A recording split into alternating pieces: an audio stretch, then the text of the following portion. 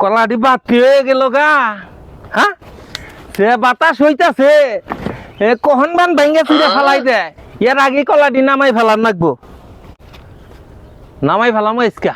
বড় ভাই, আমরা বাইরে ঘুরে এলাম, আমি কলা নিয়ে গেছি, কখন ধরে বই রয়েছি। বাইক দেন কে? আমি কি বাইক থাকি? আমি বাগানে আমার পরিচর্যা করেন না গে? বাইক থাকি আমি? হ্যাঁ, কি এর কলা নিবেন আপনি? গত শুক্রবারে বায়না দিয়ে থেকে গেছি না। ও, ওই যে বাইনা দিছুন, তো এইটার মুহি লুপ করতাছুন কে? আহেন আপনারা দেখাইতাছি।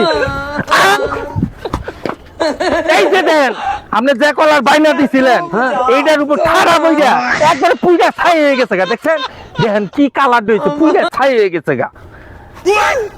ঠাড়া পড়ছে আমার কলার উপরে। আপনার কলার উপর ঠাড়া এই পড়ছে? এলাকায় কি আর কলা ছড়ি আছে না? তা তো কলাম না ভাই, আমার কলার উপরে ঠাড়া পড়ো নাকবো।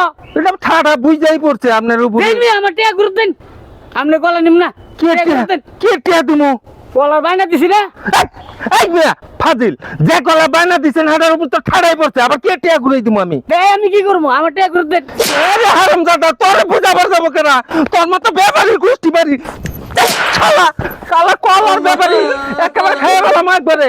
হ্যাঁ, কি ব্যবহার! হ্যাঁ, আমার টেহাও গেল, আমার পাশায় দুটো লাঠি হয়ে আমার ঘাটটা ধরে বাই করে দিল। হ্যাঁ, এই এলাকায় আরো কলা কিনবার আমো।